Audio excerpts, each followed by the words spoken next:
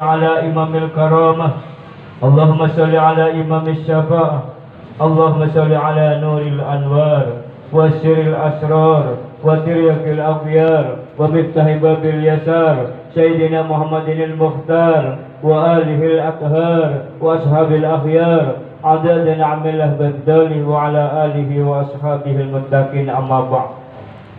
Syukur kita kehadirat Allah Subhanahu wa taala, nikmat-nikmat yang Allah anugerahkan kepada kita semua berupa rahmat iman Islam dan ihsan, berupa keluarga yang sakinah. Sang suami masih membimbing, menuntun, mengawal keluarganya dengan doa, dengan tahajud, dengan duha, dengan solat di awal waktu, dengan solat berjemaah, dengan infak, dengan sedekah, dengan silaturahmi untuk keluarga, istri dan putra-putrinya, dan putra-putri yang soleh dan solehah sebagai sumber lambang kesakinahan keluarga. Semua nikmat yang Allah berikan ditambah pula dengan rezeki-rezeki yang halal.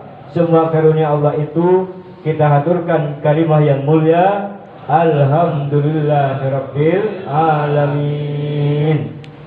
Yang kedua, haturkan salam takdim salawat kepada baginda Kanjeng Nabi Muhammad sallallahu alaihi wasallam. Hari ini kita bertepatan dengan Hari Santri Nasional 22 Oktober 2020. 75 tahun yang lalu, persis 22 Oktober 1445,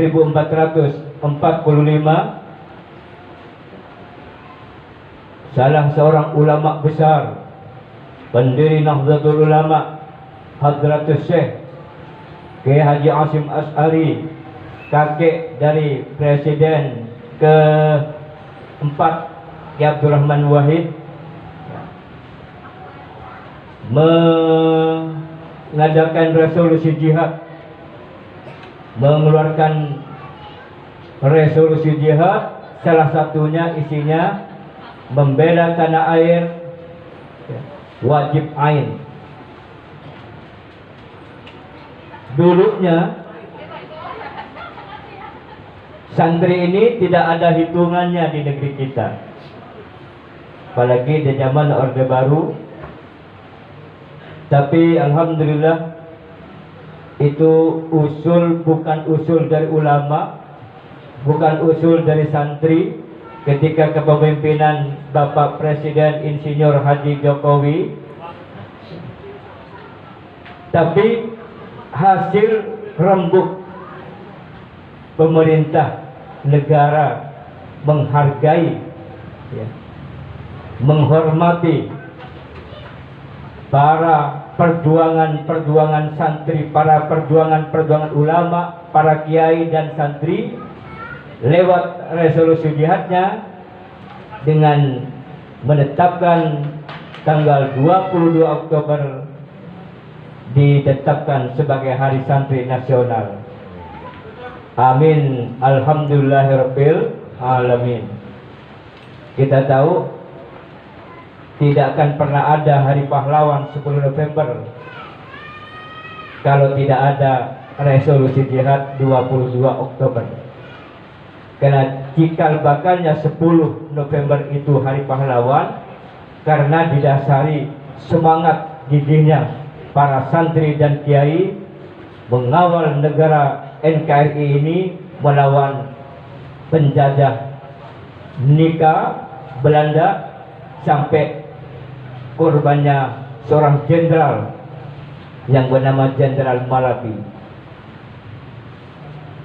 Makanya dunia heboh, kaum sarungan bisa mengalahkan jenderal, sandal jepit bisa mengalahkan sepatu yang kokoh, bambu runcing bisa meluluhlantahkan tank-tank dan bedil-bedil.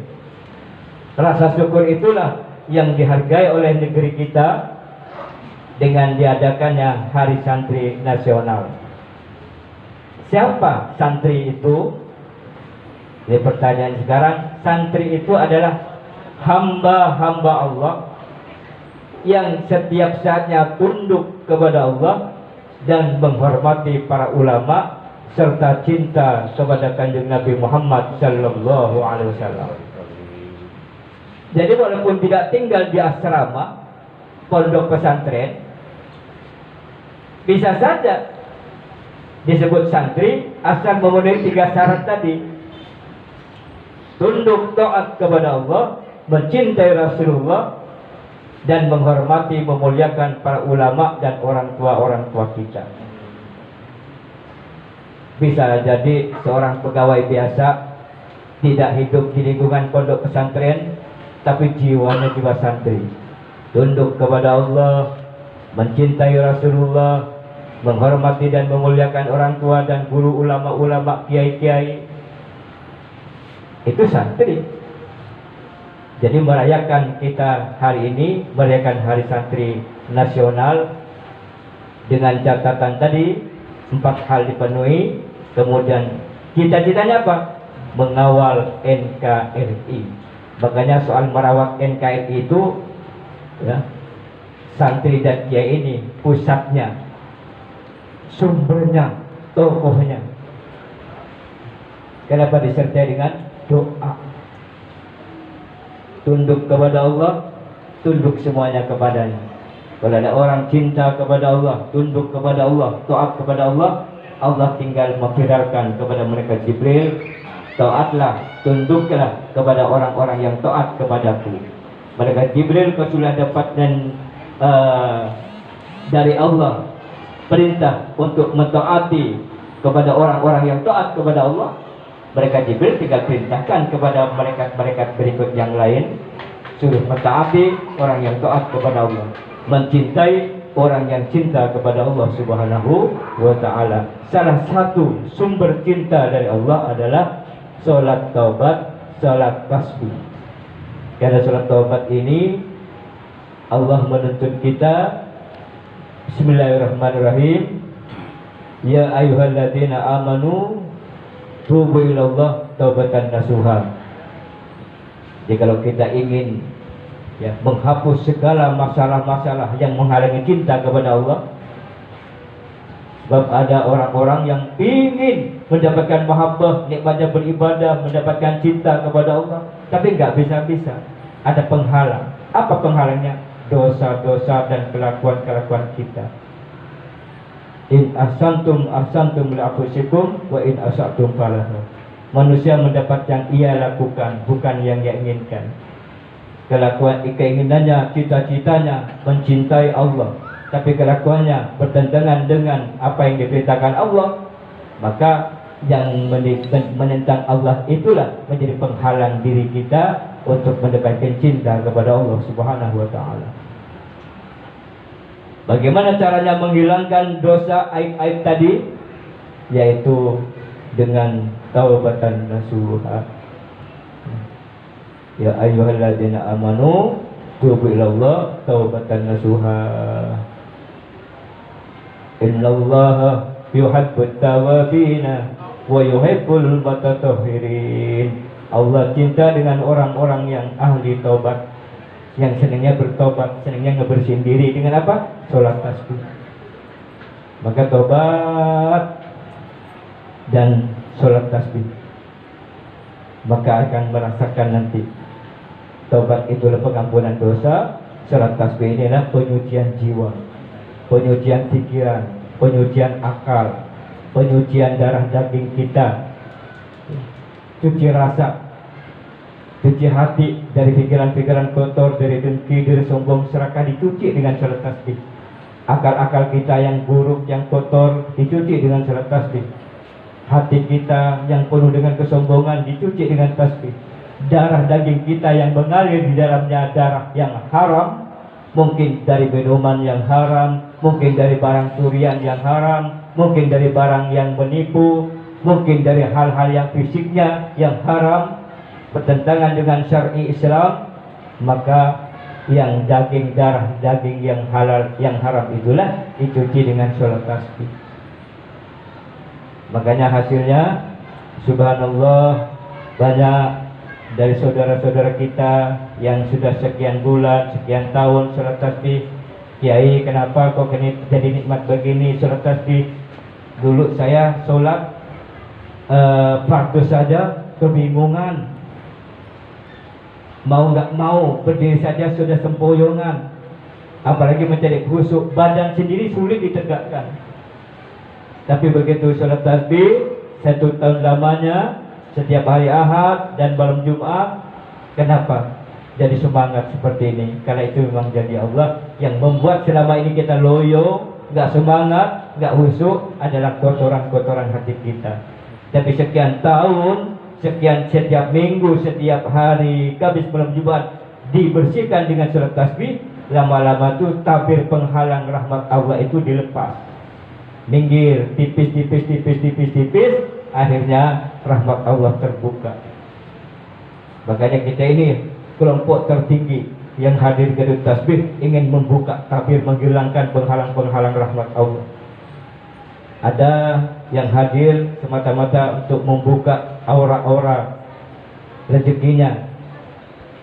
Banyak sudah cerita, tadinya orang itu melaksanakan duha semata-mata biar berkah rezekinya, menegakkan salat tahajud biar dimudahkan pangkat derajatnya, kemudian dia salat tasbih biar mudah mendapatkan pertolongan Allah. Setelah dia laksanakan, masuk cahaya rahmat Allah, berubah jadi apa? Ternyata sholat duha itulah rezeki sendiri dari Allah yang terbesar selama hidup saya. Ternyata nikmatnya sholat tahajud itulah rezeki yang paling agung yang pernah saya alami. Ternyata ketika kita gairah sholat tasbih itulah rezeki yang paling mulia, yang paling dahsyat yang pernah saya dapatkan di muka bumi ini. Subhanallah. Ketika itu sudah nggak ada lagi keinginan dunia untuk memiliki, tapi untuk mendapatkan, hanya mengaturnya saja. Jadi dunia bukan tambah jauh, justru mendekat, dan itu memang janji Allah. Inna wa'dallahil haq, janji Allah itu hak, janji Allah itu benar, janji Allah itu tepat, bahwa dunia ini dan isinya fasilitas buat orang-orang yang bersih diri, buat orang-orang yang taat kepada Allah, buat orang-orang yang zuhud kepada Allah. Memang fasilitas. Allah turunkan hujan, Allah tumbuhkan padi, Allah tanamkan emas dan perak, Allah memberikan kesemuanya. Memang fasilitas untuk orang-orang yang ibadah kepada Allah Subhanahu wa ta'ala. Ya ibadi tafarrau li ibadati amlakul bagakinan wa malayadika rizqan. Ini firman Allah ya, yang tidak tercantum di Al-Quran, disebut hadis qudsi. Kata Rasul, ya ibadi tafarrau li ibadati amlakul bagakinan wa malayadika rizqan. Wahai hambaku, jika engkau sempat duha, sempat tahajud, sempat ke masjid, sempat ke majelis taklim, ibadah, wal bagakinan, nanti hatimu dipenuhi dengan kekayaan. Wa amla yadaka rizqan, dan kedua tanganmu mudah mendapatkan rezeki. Itu sudah janji Allah. Sempetin ibadah, sempetin duha, program, jangan dikasih waktu, sisa-sisa waktu. Kalau ada waktu saya sholat berjamaah, kalau tidak ya sudahlah di rumah. Tidak, kalau ada waktu saya kebetulan bangun malam, bisa saya tahajud. Kalau enggak ya sudahlah, masih ada besok. Tidak, kalau ada waktu saya mau duha, kalau ada rezeki lebih baru saya mau infak. Tidak, justru program. Bagi kita apa yang Allah firmankan tadi, ya ibadi tafarrau li ibadati amlakul bagakinan. Wahai hambaku, jika engkau selalu ya memprogram dirimu menjadi orang yang ibadah, tahajud, duha, sholat di awal waktu, ke masjid berjemaah, ke majelis-majelis taklim, wal bagakinan, sudah pasti hatimu dipenuhi oleh Allah dengan kekayaan. Hatinya kaya. Dan orang-orang yang koruptor yang dipenjara sekarang itu bukan tidak punya harta, bukan tidak punya materi, bahkan rekeningnya tuh miliaran, nolnya tuh banyak di kartunya, di kartu banknya. tapi dia hatinya miskin, sehingga kurang, sehingga ada barang sedikit dia mbak, peluang bisa diambil, kenapa tidak? Prinsipnya, sehingga pada akhirnya dia masuk ke terowongan jurusannya penjara. Itu bukan orang miskin, tapi hatinya yang miskin. Nah, ini janji Allah bagi engkau yang senantiasa memprogram dirimu menjadi orang yang ahli ibadah.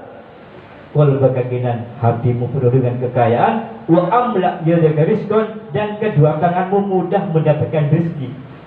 Mudah, nggak sulit. Kenapa? Jemputnya cara yang nuntut Allah.